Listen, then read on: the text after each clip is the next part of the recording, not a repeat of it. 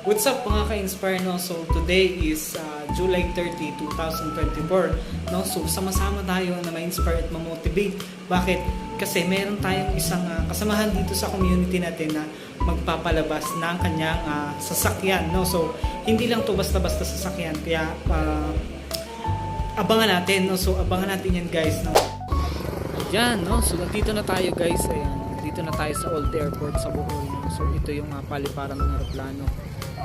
And as you can see, ayan, yun yung black na may red, no? So yun yung i-reveal natin mamaya. So waiting lang tayo ng konti para sa iba pa, no? So ayan, enjoy lang tayo, guys, panoorin natin to. 3, 2, 1.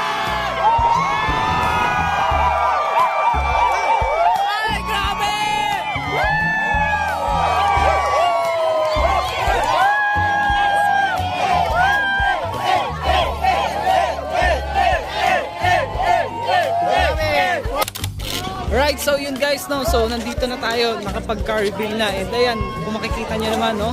So red na Mustang 5.0, grabe, no? So talagang nakaka-inspire itong araw na to, no? So yan, alam nyo ba ang kwento nun is isa po siyang tambay, no? So ibig sabihin, wala po siyang trabaho or ano, no? So basta ginawa niya lang ng paraan na maging part siya ng community na to, ng system na to.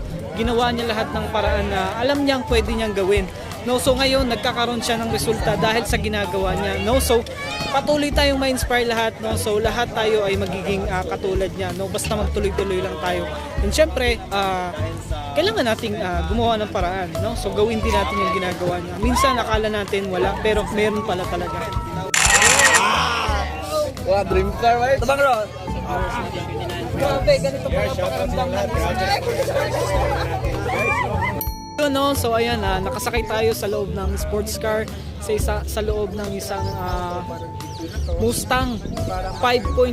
Grabe, ang sarap sa pakiramdam. Ganun pala yung experience kapag nakasakay ka sa isang brand new, no? So kung itatanong nyo kung hulugan ito, no, cash po ito. Cash ito binili ni Sir Ronald, no? Yung ating bagong-bagong car achiever. Grabe, no? So yan, imagine talaga, sobrang sarap sa pakiramdam na, alam mo yun, minsan kailangan mo din talaga maging masaya sa success ng iba, no? So ayan, sa lahat ng mga tao na nakaka-experience ng ganito, no? So maging masaya tayo sa success ng iba, kasi syempre kapag hindi tayo masaya, so hindi malayo tayo sa ating success na hinahangad, no?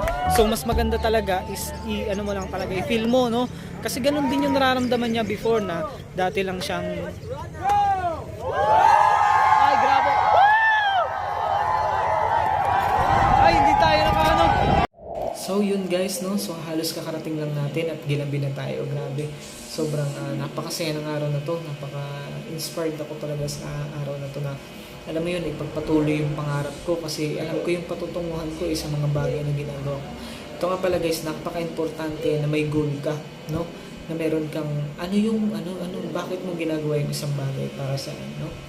So yun lang muna, guys, no? And kung may mga questions kayo about dun sa business na to or about dito sa video na ipopost ko, mag-comment ka lang dyan, no? So thank you so much, everyone, and hopefully na-inspire kayo sa araw na ito, at patuloy ko kayong i-inspire kayo. Bantayan yung ating mga video. So see you sa mga susunod natin video. Bye bye!